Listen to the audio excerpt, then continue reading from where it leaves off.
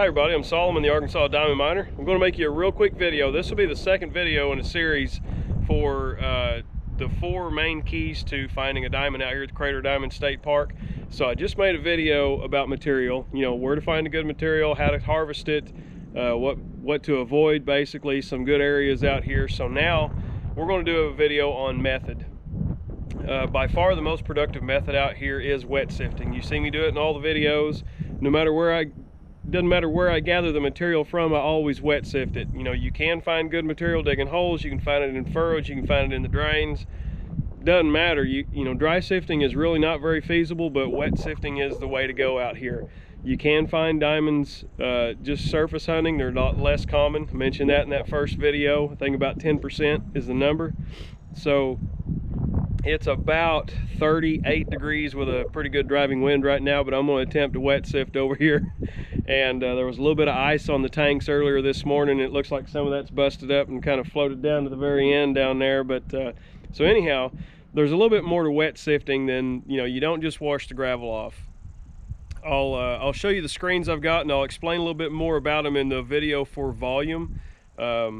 Basically, it breaks down to what you're going to do is you're going to use water and specific gravity to sort all the heavy minerals out, but you really kind of need to know how to do it.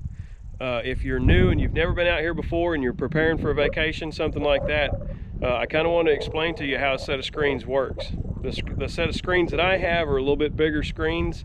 The principle is basically the same. What you're going to do is you're going to get your material. If you watch that first video, you'll know where to get. So you get your material. You're going to bring it over here probably in buckets, or, you know, some people occasionally you'll see somebody with a wheelbarrow, something like that, and they're going to step up to one of these tanks with their material and start washing it. But you don't just stick it in there, shake it around, and bring it back out and call it good. So I'm going to set up in here. I'm going to get my bigger screens over here. I'm going to wash a little bit of material and show you how to finish it with a Saruka. Alright, so for wet sifting, you can see behind me I got several different kinds of screens over here. I've got a Saruka, I've got 2 bigger sets of screens, and I got 1 smaller set. Let me show you a smaller set real quick. Okay, so these are a set from the Diamond Discovery Center. They're about 1 foot by 1 foot, and they're kind of, the way they're made, you can see that this is a larger screen size. That's 1/4 inch screen on top of about 16 mesh, which is 16 holes per inch. The way it works, when you're wet sifting, you want to separate these out by size. So anything bigger than 1/4 inch is going to stay in the top. Anything smaller than 1/4 inch will be caught in the bottom, and then silt will leave that through the smaller holes. Alright, so when you come out here, there's a grate down in this tank. So you're not going to drop your screens to the bottom if you drop them in there. So what I like to do is kind of set them up somewhere solid. Maybe on top of a bucket.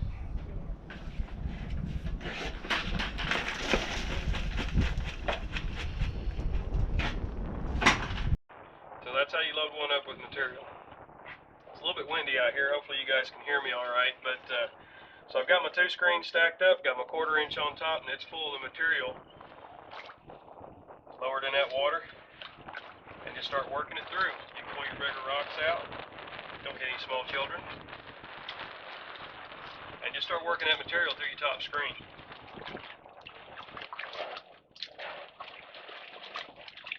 You want to make sure they're always staying together. When you start working that material through, that screen gets lighter and it can float apart.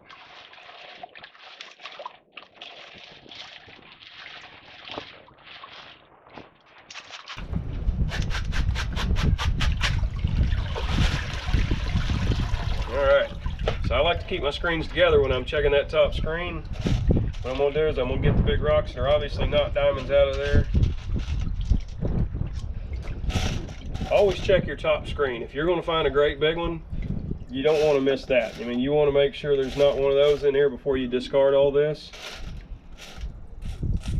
Sometimes you'll find big pieces of quartz. It looks like a big piece of citrine. It's kind of yellow. That's kind of cool. I'm going to keep that.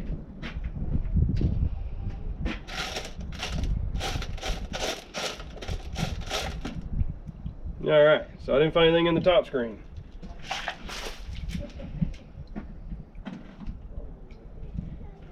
So now you can see that everything that fell through that top screen is right there. So I've said that the average size of a diamond is about the size of a match head, maybe a little bit smaller. So that will go right through a 1/4 inch screen. If you don't have your small screen on the bottom, it goes into the bottom of the tank. So that's the part of the method thing that's really important, is understanding how easy it is to miss diamonds and lose diamonds. You can go through here, you can do all the things right except for one, and that costs you your diamond. So with this bottom screen, just kind of start working that stuff through there. You don't want to press on it really hard, because you can press a little diamond through that screen.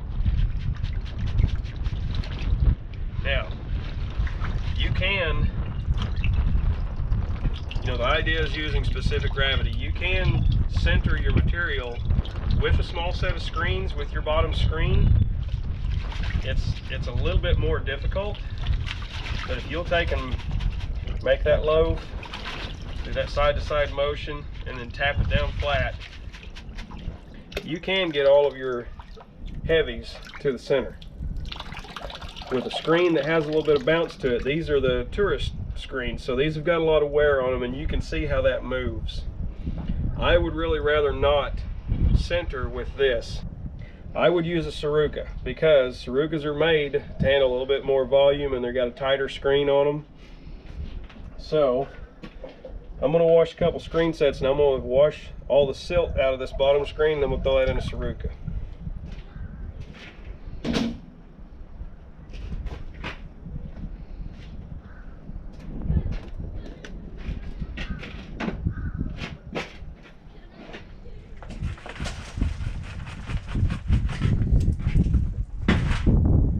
Water is frigid.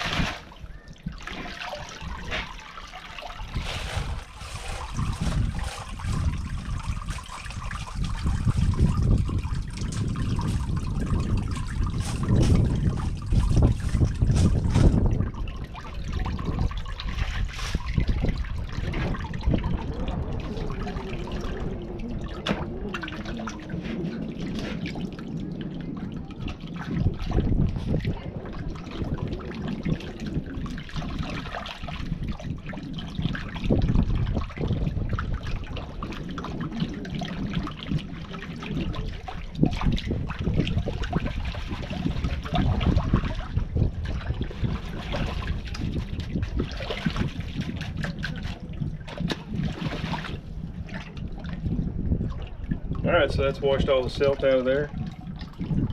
Throw that in the Saruka.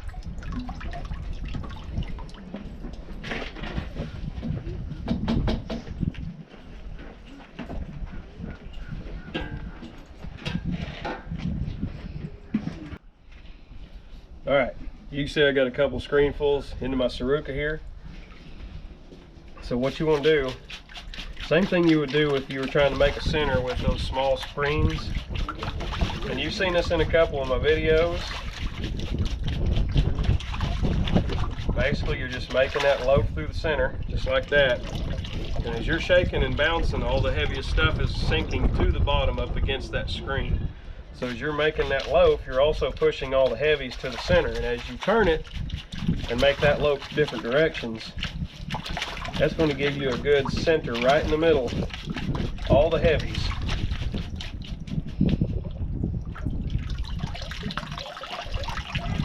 Drain the water out, and I've got a spot over here where I'm going to flip it.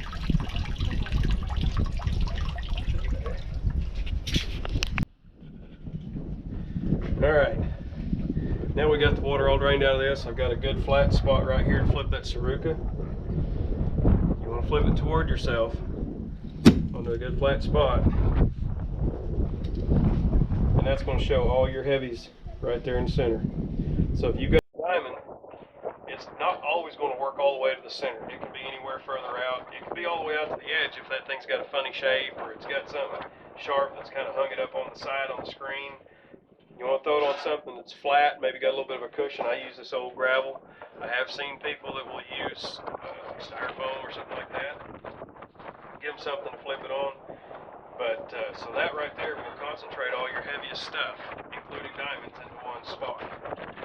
This is why wet sifting is a lot more productive, because that narrows down the amount that you have to go through to find your diamond.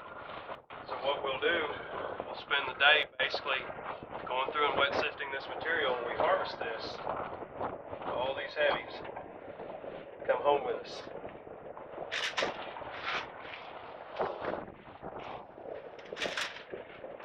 You don't have to take the center all the way down, but you want to get all the gravel that's got color and stuff like that. And you can go through this a second time just to see if you missed anything. I normally don't, because I've got a lot of practice at it, but if this is your first time, it wouldn't be a bad idea. Now it's time for the next one. Alright, so I think that's pretty well going to do it for method. Like I said, this is the second video. I'm going to do a series of 4, and they're all going to be in a playlist here on my channel. So, long story short, wet sifting is by far the best way to find a diamond out here. You kind of have to do it right. So, you want to make sure that you're using your screen sets right. If you have access to a Saruka, get a Saruka. I'm going to go ahead and produce a video for volume and kind of show you how that ups your chances significantly. So I've got some other screen sets right here, so check out my next video in this playlist. If you like what you see, I hope you'll subscribe and hit that like button.